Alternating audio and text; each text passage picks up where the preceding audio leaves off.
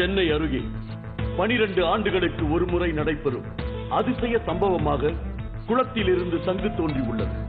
கடந்த ஒரு நூற்றாண்டு காலமாக நடைபெற்று வரும் இந்த அதிசய சம்பவம் மக்களிடையே பெரும் வியப்பையும் ஆச்சரியத்தையும் ஏற்படுத்தியுள்ளது. அந்த பரபரப்பு சம்பவத்தை பற்றி இப்பொழுது காண்போம். சென்னைக்கு அருகில் உள்ளதுதான் திருக்கழுக்குன்றம். இங்குதான் அந்த அதிசய சம்பவம் நடைபெற்றது. திருக்கழுக்குன்றம் இது முதல் பேர் பார்த்தீங்கன்னா ருத்ரகோட்டிபுரம்ன்றது முதல் பேர். ரெண்டாவது வேதநாராயணபுரம், அடுத்தது கதலிவனம் சொல்லுவாங்க. கதலிவனம் பார்த்தீங்கன்னா இங்கே வாழை மரம் தலவிருட்சமாக இருக்குது. சுவாமி கழுகு பூசை பண்ணதுனால திருக்கழுக்குன்றம் இதுக்கு பேர் சுட்டப்பட்டாங்க. இந்திர தீர்த்தம், சங்கு தீர்த்தம், அதாவது மார்கண்டேய தீர்த்தம், சம்பு தீர்த்தம், நந்தி தீர்த்தம், ருத்ர தீர்த்தம், வசிஷ்ட தீர்த்தம், அகத்திய தீர்த்தம், மெய்ஞான தீர்த்தம், கௌசிக தீர்த்தம், வருண தீர்த்தம், அகலிகை தீர்த்தம், பக்ஷி தீர்த்தம் என இத்திருமலையை சுற்றி 12 தீர்த்தங்கள் உள்ளன.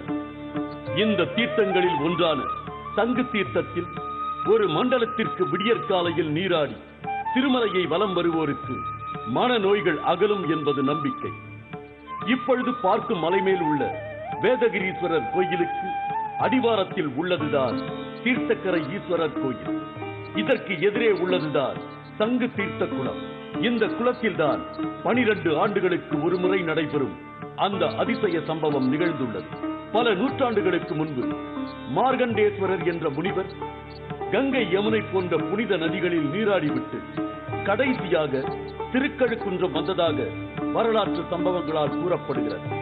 அப்பொழுது சங்கு தீர்த்த குளம் அருகே வந்த அந்த முனிவர் இந்தியாவில் உள்ள 22 நதிகளும் இந்த குளத்தின் வழியாக ஓடுவதாக அசிரிரி ஒன்றின் மூலம் அவருக்கு தெரிவித்ததாக கூறப்படுகிறது.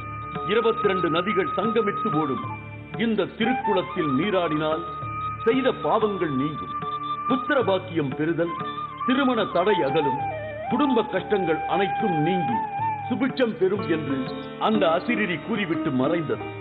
அப்பொழுது அருகில் உள்ள குளத்தில் நீராடிய அந்த முனிவர் சிவனை வழிபட நினைத்து அவருக்கு அபிஷேகம் செய்ய பாத்திரம் இல்லாமல் தவித்தார். அப்பொழுதுதான் அந்த அதிசய சங்கு குளத்தில் தோன்றியது. அதன் மூலம் நீரை எடுத்து சுவாமிக்கு அபிஷேகம் செய்ததாக கூறப்படுகிறது. அந்த குளத்தில்தான் 12 ஆண்டுகளுக்கு ஒருமுறை அதிசய சங்கு தோன்றி அனைவரையும் ஆச்சரியத்தையும் ஆர்வத்தையும் ஏற்படுத்தி வரும் அதிசய சம்பவங்கள் நடைபெற்று வருகின்றன. இத்திருக்குளத்தில் நீராட வேண்டும் என்று நீராடிட்டு எழுந்திருக்கும் போது அவரு மனதை ஒருநிலை பண்ணி பிரதிஷ்டை பண்ணி சுவாமியை லிங்கமா கரையில வைக்கும் போது நம்மள மாதிரி பக்தர்கள் சாமியார் வந்தார், ஒரு லிங்கத்தை உச்சி வச்சாரு, ஒருத்தர் ஓடி போய் பால், பழம், புஷ்பங்கள்லாம் வாங்கின்னு வரும்போது அபிஷேகம் பண்ண பாத்திரம் இல்லாத போது ஓம் நமச்சிவாயின் 5 எழுத்து மந்திரத்தை மார்கண்டேயர் உச்சரிக்கும் போது ஓங்கார சத்தத்துடன் வெண்ணிலவு போல் நொப்பு நுரைமா அவர் முன் ஒரு சங்கு தோன்றுச்சுங்களாம். அந்த சங்கை எடுத்து தீர்த்தத்தில் சுவாமிக்கு அபிஷேகம் பண்ணும்போது பக்தர்கள் அனைவரும் ஒன்று கூடி சாமியின் திருவருளால் தங்களே இந்த லிங்கத்துக்கு ஒரு பெயர் சூட்டி வையுங்க சுவாமி, நாங்கள் அனைவரும் அழைக்கிறதுக்கு என்னங்கண்ணா, அப்படியாகட்டும், மார்கண்டேயர் நாங்கள் பிரதிஷ்டை பண்ணியதால் இவருக்கு மார்கண்டேயீஸ்வரர் என்றும், இத்திருக்குளத்திலே சங்கை எடுத்து தீர்த்தத்தில் அபிஷேகம் பண்ணியதால் தீர்த்த கரேஸ்வரர் என்றும், இத்திருக்கரையாய் விளங்கிய குளத்தில் சங்கு தோன்றியதால் சங்கு தீர்த்த குளம் என்று அழைக்கட்டும்னு சொல்லிட்டு போயிடாங்க. இது 1600 வருஷத்துக்கு முன்ன இக்கோவில் மகேந்திரவர்ம காலத்தில் கட்டப்பட்ட சுவாமி. இப்படித்தான் கடந்த 1ஆம் தேதி காலையில் விநாயகர் சதுர்த்தி அன்று சங்கு தீர்த்த குளத்தில் ஒருவர் நீராடி கொண்டிருந்தார்.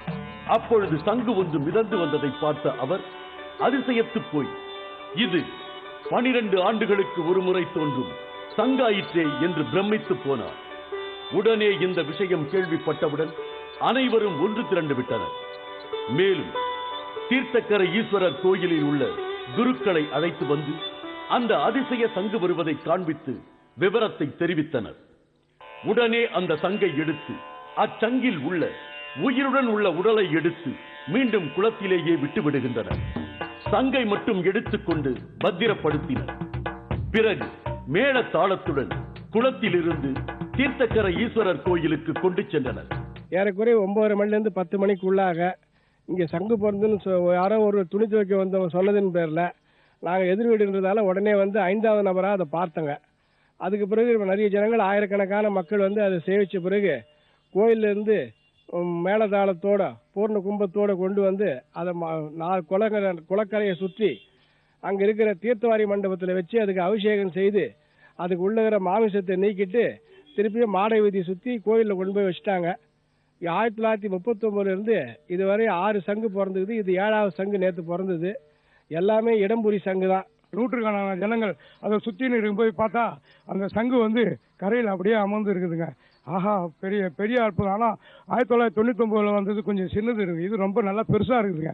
பார்க்கறதுக்கே ஒரு அதிசயமாக இருக்குது. இந்த சங்கு தோன்றிய நிகழ்ச்சியினால் அதிசயத்து போன அப்பகுதி மக்கள் ஒவ்வொரு சங்கும் எப்படி தோன்றியது என்பதை பற்றி தெளிவாக விளக்கினர். இப்படி ஒரு குளத்தில் சங்கு தோன்றுவது எவ்வளவு பெரிய விஷயம் என்று பிரமித்தனர். அதன் பிறகு தீர்த்தக்கரை ஈஸ்வரர் கோயிலில் இருந்து சங்கை அறுத்துச் சென்று மலைமேல் உள்ள வேதகிரீஸ்வரர் கோயிலுக்கு எடுத்துச் சென்றனர். சங்கு தரிசனம் பெற்றால் பாவ விமோச்சனம் நீங்கும் என்பதால் இந்த அதிசய சங்கை காண ஏராளமான பக்தர்கள் வந்த வண்ணம் உள்ளனர். கடலில் மட்டுமே கண்டெடுக்கப்படும் சங்கு குளத்தில் எப்படி உருவானது என்ற அதிசயத்தை கண்டு மக்கள் மெய்மறந்துள்ளனர். இந்த சங்கு குளத்தில் தோன்றுவதற்கு முக்கிய காரணம் என்னவென்றால், மலை வளம் மிக்க இந்த பகுதியில் நிறைய மூலிகை செடிகள் இருப்பதும், மழைக்காலங்களில் மூலிகைகளில் பட்டு வரும் நீர் நேராக குளத்தில் வந்து சேருவதால் இந்த அதிசய சங்கு உருவாவதாக கூறப்படுகிறது. இந்த ஊர்ல வந்து பாத்தீங்கன்னா நிறைய இந்த மூலிகை மரங்கள்லாம் இருக்குது. மலை சுத்துற வழியில திருவடிப்பேட்டைன்னு ஒரு இது இருக்கு. அங்கதான் மாணிக்க வாசகருக்கு குருவா வந்து சுவாமி தரிசனம் கொடுத்திருக்காரு. அங்க இருக்க வேப்ப மரத்துல பயங்கரமான ஒரு சக்தி இருக்குது. அதாவது பாத்தீங்கன்னா எந்த ஒரு நோயா இருந்தாலும் தீர்த்துரும். நீங்க பொதுவா அந்த வேப்ப மரத்தெல்லாம் பாத்தீங்கன்னா வெள்ளை கலர்ல தான் பூ பூக்கும். அந்த வேப்ப மரத்துல மஞ்சள் கலர்ல பூ பூக்கும். அந்த வேப்பம் பூ சாப்பிட்டாங்கன்னா அந்த வயிற்றுல இருக்க புண்ணு, இந்த பூச்சி, இந்த புத்திர பாக்கியம் இல்லாதவங்களுக்கு எல்லாம் பாத்தீங்கன்னா அது நிவர்த்தி ஆகும். இங்க இருக்கிற ஆலமரத்தோடைய பழம், அந்த விதைகள்லாம் சாப்பிட்டீங்கன்னா இந்த புத்திர பாக்கியம் இல்ல அப்படின்றவங்களுக்கு அந்த புத்திர பாக்கியம் உண்டு. இப்படித்தான் அதிசய சங்கு 12 ஆண்டுகளுக்கு ஒரு முறை என 1939, 1952, 1976, 1999, 2011 ஆகிய ஆண்டுகளில் தோன்றிய சங்குகளை எடுத்து பத்திரமாக பாதுகாக்கப்பட்டு வழிபட்டு வருகின்றனர். மேலும் கோயில் தூண் ஒன்றில் முனிவர் சங்குடன் நிற்பது போன்ற காட்சி ஒரு வரலாற்று சம்பவத்தை உணர்த்துவது போல் இருந்தது. அப்பர், சுந்தரர், மாணிக்க வாசகர், திருஞான சம்பந்தர் ஆகிய 4வராலும் பாடல் பெற்ற தலமாக உள்ள திருக்கழுக்குன்றத்தில் 12 ஆண்டுகளுக்கு ஒருமுறை குரு கன்னி ராசியில் பிறக்கும் நாளன்று சங்கு தீர்த்த புஷ்பகர மேளா லட்சதீப பெருவிழா இக்கோயிலில் சிறப்பாக நடத்தப்படுவது வழக்கம். அப்பொழுது இந்த அதிசய சங்குகளுக்கு சிறப்பு பூஜைகள், ஆராதனைகள் செய்வது வழக்கம். இது வந்து 4வரால் பாடப்பெற்ற திருத்தலம் சொல்லுவாங்க. 4வர் பாத்தீங்கன்னா அப்பர், சுந்தரர், திருஞான சம்பந்தர், மாணிக்க வாசகர் சொல்லுவாங்க. மாணிக்க வாசகருடைய காலம் வந்து கிமு 3ஆம் நூற்றாண்டுன்னு இப்போ வந்து சொன்னதுனால இந்த கோயில் பாத்தீங்கன்னா கிமுக்கு முன்னாடியே கட்டப்பட்டது நம்ம தெரிஞ்சுக்கலாம். அதாவது பாத்தீங்கன்னா மாணிக்க வாசகருக்கு இங்க குருவா வந்து தரிசனம் பண்ணி சுவாமி வந்து அந்த பரிகாரத்தெல்லாம் வந்து நிவர்த்தி பண்ணியிருக்காரு. அடுத்தது பாத்தீங்கன்னா சுந்தரர் வந்து தில்லையை கூட ஒரு வாட்டி தான் சொல்றாரு, சென்று தொழுமின்கள் தேவர் பிரானிடம் சொல்றாரு. ஆனா இங்க வந்து பாத்தீங்கன்னா சென்று தொழுமின் தேவர் பிரானிடம் கன்றினோடு பிடிசூழ் தன்கழுக்குன்றமேன்ட்டு கொலை முதலான பாவங்கள் செஞ்சுட்டு வந்தாலும் இந்த வேதகிரீஸ்வரரை வந்து இது பண்ணீங்கன்னா அந்த பாவங்கள்லாம் நிவர்த்தி ஆகும்ன்றது ஐதீகம். இந்த வகையில் இக்கோயிலின் லட்சதீப பெருவிழா வருகின்ற 2012ஆம் ஆண்டு நடைபெற இருப்பதாக கூறப்படுகிறது. மேலும் திருக்கழுக்குன்றம் திருமலையில் ஆண்டுதோறும் கார்த்திகை மாதத்தில் ஒரு திங்கள் கிழமையில் 108 சங்குகளால் வேதகிரீஸ்வரருக்கு அபிஷேகம் நடைபெறும்.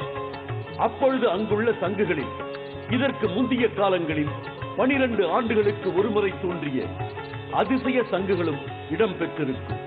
சங்கு தீர்த்த குளத்திலிருந்து கொண்டு வரப்படும் புனித நீர் கொண்டு இறைவனுக்கு அபிஷேகம் நடைபெறும்.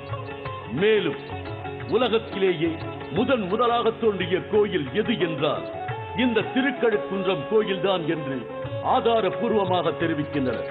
சுமார் 600 ஆண்டுகளுக்கு முன்பு பல்லவ மன்னர்களில் புகழ்பெற்ற மகேந்திரவர்மன் என்ற மன்னனால் கட்டப்பட்ட இக்கோயிலில் இந்த அதிசய நிகழ்வுகள் நடந்திருப்பது மக்களை ஆச்சரியமூட்டி வருகின்றது என்பது குறிப்பிடத்தக்கது.